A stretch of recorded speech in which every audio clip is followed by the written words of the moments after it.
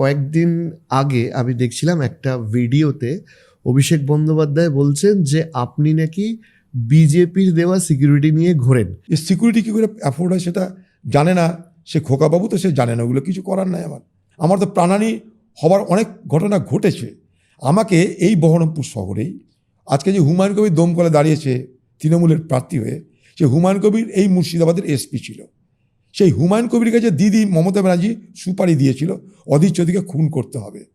হুমায়ুন কবির কি করেছিল, জেলখানায় গিয়ে যত ক্রিমিনাল যত খুনি তাদেরকে কন্ট্যাক্ট করতো, জেলখানায় ইন্টারভিউ করতো, তাদের সঙ্গে আলোচনা করতো, অফার দিত, ছাড়া পেয়ে যাবে, একটাই শর্ত অধীর চৌধুরীকে বাইরে খুন করে দিতে হবে, টাকা পাবে, ছাড়া পাবে।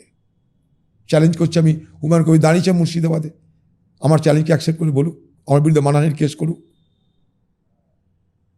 দিদির নির্দেশে, কারণ অধীর চৌধুরীকে খুন করতে হবে। যদি কেউ মমতা ব্যানার্জির প্রকৃত বিরোধিতা করে, মমতা ব্যানার্জি তাকে এইভাবেই পানিশমেন্ট দেয়।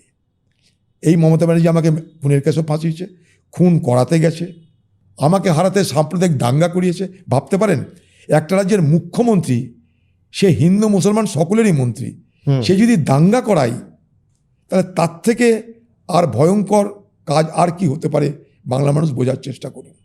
আচ্ছা, প্রশ্ন আমার এটা যে খোকাবাবুর এত সিকিউরিটি কী কারণে পায়, সেটা কি জবাব দেওয়া যাবে?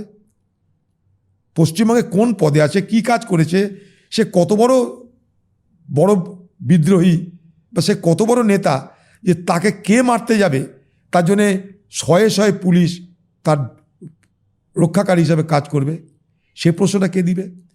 উত্তর তো একটাই, যে সে মমতা ব্যানার্জির আদরের খোকাবাবু, তাই সে সব পায়। আমরা তো মুখে সোনার চামচ নিয়ে জন্মায়নি, আমরা কারোর আদরের খোকাবাবুও নয়, কিন্তু আমাদেরকে দিয়েছে, তারা মনে করছে, তাই মনে করলে উইথড্র করে নেবে, কোনো আপত্তি নেই আমার। আমি কাউকে কোনোদিন দরখাস্ত করে বলিনি যে ভাই আমার প্রাণে ভয় লাগছে, আমাকে সিকিউরিটি দাও, না দিদিকে বলেছি না মোদিকে বলেছি। চ্যালেঞ্জ তো চ্যালেঞ্জ।